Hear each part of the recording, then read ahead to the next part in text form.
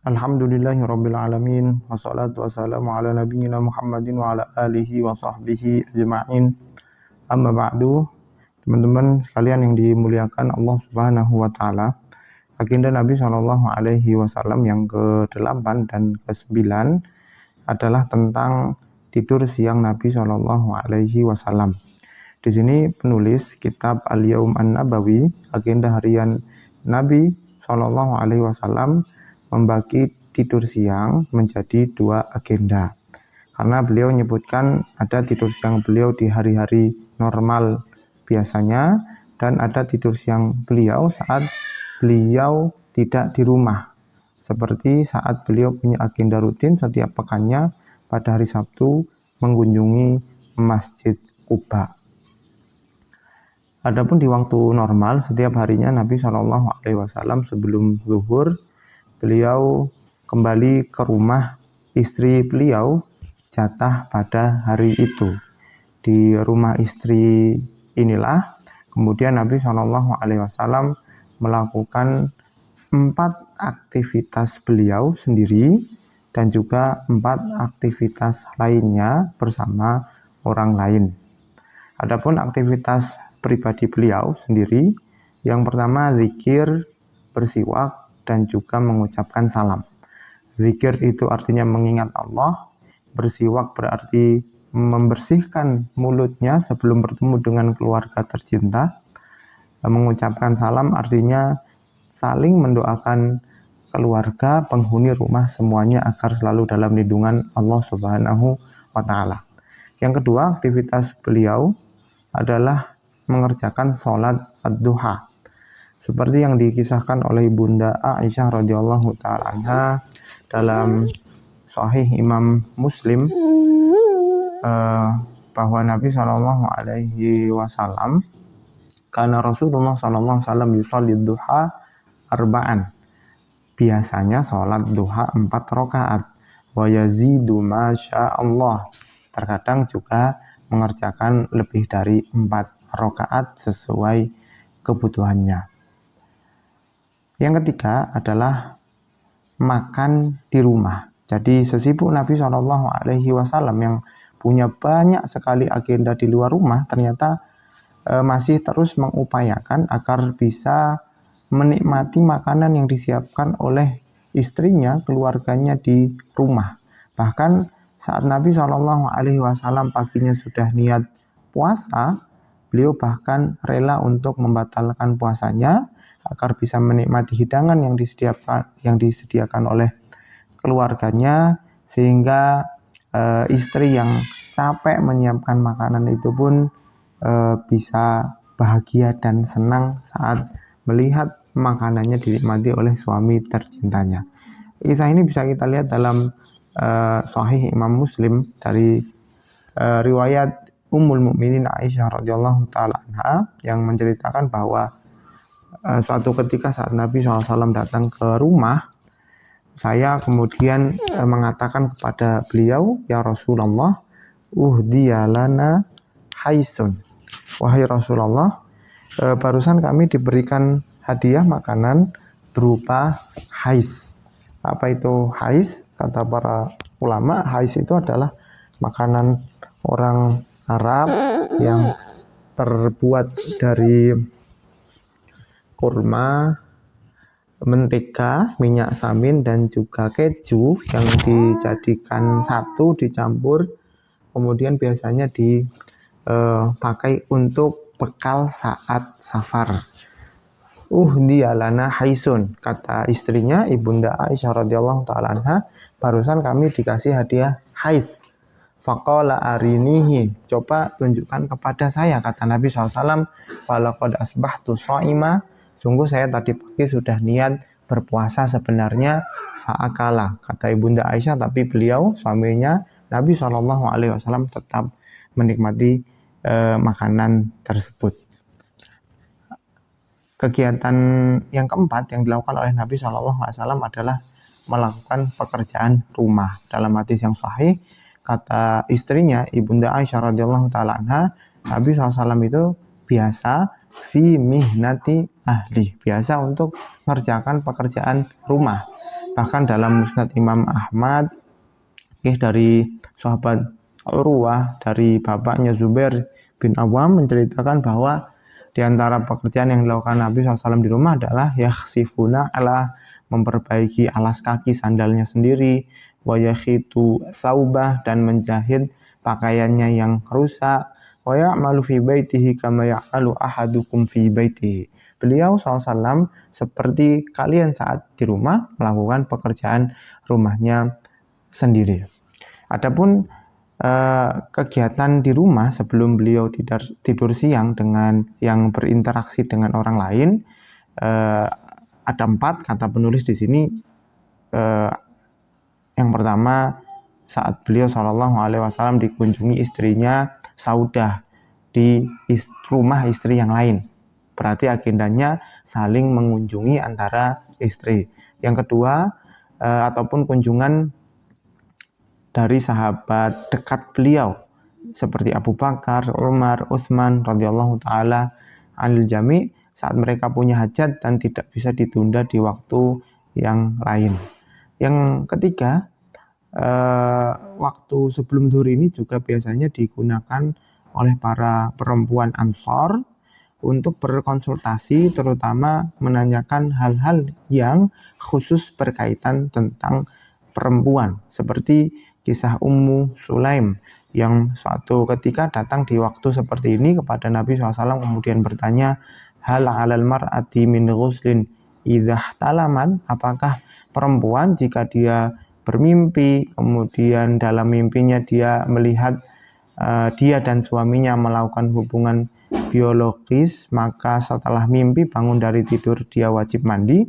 Kata Nabi SAW, na'am, iya, dia wajib mandi, tapi syaratnya idza ra'atil ma', jika dia melihat ada air mani yang keluar. Sambil menahan malunya, Ummu Sulaim kemudian menutup wajahnya dan menverifikasi apakah benar perempuan itu mengeluarkan mani seperti laki-laki. Kata Nabi SAW, taribat yaminuk ya Umma Sulaim fa'anna yushbihuha waladuha. Kalau perempuan tidak punya air mani, dari mana anaknya itu bisa mirip dengan ibunya? Artinya perempuan itu seperti laki-laki. Hunna syaqaiqur rijal, kata Nabi SAW. Agenda yang keempat yang dilakukan Nabi SAW di waktu ini saat beliau berinteraksi dengan orang lain adalah beliau melihat keadaan istrinya, diantaranya Juwairiyah, berarti interaksi dengan istrinya langsung. Yang menarik, Juwairiyah ini adalah Ummul Mukminin, istri Nabi SAW yang dikenal sebagai ahli ibadah. Bagaimana tidak, semenjak sholat subuh ditinggal Nabi SAW, kemudian beliau pulang ke rumah, mendapati istrinya yang bernama Juwairiyah ini masih dalam keadaan beribadah di tempat sholatnya sejak subuh tadi. Makanya di antara pelajaran yang diberikan kepada beliau, istri tercintanya ini, kata Nabi SAW, wahai istriku, laqad qultu ba'daki arba'a kalimatin thalatha marrat. Sungguh saya telah mengucapkan sebuah zikir yang kalau dibaca 3 kali, ya, lau wazanat bima qulti mundul yauma lawazanat hunna. Kalau mau dibandingkan pahalanya zikir yang kita baca 3 kali ini dengan apa yang kamu lakukan sejak subuh tadi sampai saat ini, sampai sebelum zuhur ini, lawazanat hunna, niscaya pahalanya akan sebanding dengan apa yang kamu lakukan jika dibandingkan dengan zikir yang akan saya ajarkan ini. Apa zikirnya? Subhanallahi wa bihamdihi adada khalqihi wa ridha nafsihi wa zinata arsyihi wa midata kalimatihi. Dibaca 3 kali, ternyata pahalanya bisa sebanding dengan orang yang terus berzikir dari habis subuh sampai sebelum zuhur. Ini adalah kegiatan yang beliau lakukan di rumah bersama istrinya. Ada juga momen di mana Nabi SAW di waktu ini beliau tidak pulang ke rumah, tapi ke rumah saudaranya, rumah yang masih mahramnya. Di antaranya adalah rumah Ummu Sulaim, di mana kisah yang kemudian kita dapati saat beliau berkunjung ke sana sampai kemudian tidur siang di sana karena cuaca yang panas, keluar banyak keringat Nabi Shallallahu Alaihi Wasallam. Akhirnya Ummu Sulaim berinisiatif untuk mengambil keringat Nabi Shallallahu Alaihi Wasallam yang mulia untuk dicampur dengan minyak wanginya. Mengetahui hal itu, Nabi SAW kemudian bertanya, ya Ummu Sulaim, madza tasna'in? Apa maksudmu melakukan hal ini? Kata beliau radhiyallahu taala anha, narju barakatahu lisibyanina. Ya Rasulullah, kami berharap semoga dengan keringatmu ini yang kami campur dengan minyak wangi, kami memperoleh barokahnya untuk kami berikan kepada anak-anak kami. Kata Nabi SAW, qala asabti, telah benar apa yang kamu lakukan. Kisah ini sesuai dengan hadis sahih yang diriwayatkan oleh Imam Muslim dari sahabat mulia Anas bin Malik. Agenda ke-9 yang dilakukan oleh Nabi Shallallahu Alaihi Wasallam masih berkaitan dengan tidur siang, yaitu saat beliau melakukan kunjungan rutin beliau ke Masjid Quba. Ada apa dengan Masjid Quba? Masjid Quba ini menariknya adalah punya fadilah, di mana kita tahu Masjid Quba ini dibangun sebelum Masjid An-Nabawi.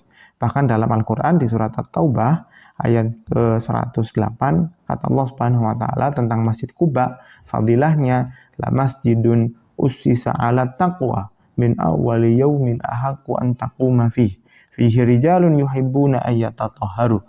Sungguh masjid yang dibangun dari awal mulanya di atas ketakwaan, yaitu Masjid Quba ini lebih berhak untuk kamu tegakkan sholat di dalamnya. Di sana ada penduduk yang senang untuk bersuci. Kata para ulama, penduduk di sana ketika bersuci terbiasa untuk menggunakan batu dan juga air. Jadi dijamak antara batu dan air, sehingga kata Allah Subhanahu wa taala fihi rijalun yuhibbuna ayyatatahharu wallahu yuhibbul mutahhirin. Di Masjid Quba yang dilakukan oleh Nabi Shallallahu Alaihi Wasallam, yang pertama sholat sunnah di dalamnya, yang kedua bertemu dengan penduduk sekitar, yang ketiga beliau mampir ke rumahnya Ummu Haram. Di antara fadilah yang perlu kita ketahui lagi, Nabi Shallallahu Alaihi Wasallam saat berbicara tentang fadilah Masjid Quba ini, seperti yang dikisahkan oleh Ibnu Umar bahwa Rasulullah SAW ya'ti Masjid Quba, karena Rasulullah SAW ya'ti Masjid Quba raqiban wa masyian, baik naik kendaraan atau jalan kaki, fayusalli fihi rakaatain, kemudian beliau biasanya sholat 2 rakaat. Di Sunan Ibnu Majah, kitab yang lain, Nabi SAW juga bersabda, man tatahhara fi baitihi, barang siapa yang bersuci di rumahnya, summa ata Masjid Quba, kemudian datang ke Masjid Quba, fa shalla fihi sholatan, kemudian dia sholat di dalamnya, kana lahu ka ajri umrah, maka pahalanya seperti orang yang mengerjakan umrah. Masya Allah, luar biasa fadilah Masjid Quba sehingga sampai jadi kegiatan rutin beliau setiap pekannya pada hari Sabtu. Setelah selesai di Masjid Quba, bertemu dengan penduduknya, baru Nabi SAW mampir ke rumahnya Ummu Haram. Para ulama sepakat bahwa orang-orang seperti Ummu Sulaim, Ummu Haram, perempuan yang bukan istri Nabi SAW tapi dikunjungi, mereka ini adalah mahram dari Nabi SAW yang kemudian oleh Nabi dikunjungi pada waktu-waktu tertentu. Di rumah Ummu Haram inilah kemudian beliau disuguhi makanan, beliau menikmatinya sampai kemudian tidur siang di sana. Yang menarik, ada riwayat yang menyebutkan bahwa saat Nabi SAW tidur di tempat Ummu Haram radhiyallahu taala anha, beliau bermimpi. Kemudian karena mimpinya itu begitu menarik, saat terbangun Nabi SAW sampai tersenyum. Kata Ummu Haram sambil bertanya, apa yang membuat engkau tersenyum wahai Rasulullah SAW? Kata Nabi SAW, nasun min ummati uridu alayya guzatan fi sabilillah. Ada sekelompok umatku yang ditampakkan mereka berperang di jalan Allah Subhanahu wa taala, berjihad fisabilillah, yarkabuna thabaja hadzal bahri. Tapi yang menarik, mereka mengarungi lautan samudra, mulukan alal asirrah. Kata Nabi SAW, mereka naik perahu seperti para raja itu menaiki singgasananya. Mendengar cerita itu, kata Ummu Haram, ya Rasulullah, doakan saya agar menjadi golongan umatmu yang itu. Kata Nabi SAW, setelah didoakan, anti minal awalin, engkau insya Allah termasuk kelompok yang pertama yang berperang di jalan Allah di lautan samudra. Benar, sesuai yang diriwayatkan oleh Anas bin Malik dalam kitab Sahih Al-Bukhari, bahwa di zaman Muawiyah bin Abi Sufyan, Ummu Haram Allah takdirkan ikut berperang di jalan Allah sambil naik perahu mengarungi samudra lautan yang luas. Di waktu ini Nabi SAW mengerjakan banyak sekali agenda. Di antaranya adalah sholat duha. Yang menarik, saat kita melihat kembali banyaknya riwayat hadis yang bicara tentang sholat duha, di antaranya adalah wasiat Nabi SAW kepada Abu Hurairah, dalam riwayat yang lain kepada Abu Darda. Yang intinya, 3 wasiat Nabi SAW, nasihat khusus kepada mereka untuk menjaga 3 hal ini. Yang pertama, siyam thalathati ayyam min kulli syahrin, berpuasa 3 hari setiap bulan. Wa raq'atay duha, 2 rakaat di waktu duha. Yang ketiga, wa an utira qabla an anam, dan mengerjakan sholat witir sebelum tidur. Ini sesuai riwayat yang bisa kita temukan di dalam kitab-kitab hadis, baik itu riwayat Abu Hurairah atau Abu Darda. Kata mereka, ausani khalili sallallahu alaihi wasallam bithalathin, sahabatku, kekasihku Nabi sallallahu alaihi wasallam memberikanku wasiat untuk menjaga 3 hal ini. Puasa setiap bulannya 3 hari, sholat 2 rakaat di waktu duha, dan mengerjakan witir sebelum tidur. Semoga Allah Subhanahu wa taala mudahkan kita untuk bisa menunaikan wasiat yang 3 ini, agar kita menjadi umatnya yang mendapatkan syafaatnya nanti di akhirat kelak sebagai tanda bukti cinta kita kepada Nabi Muhammad SAW. Wassalamualaikum warahmatullahi wabarakatuh.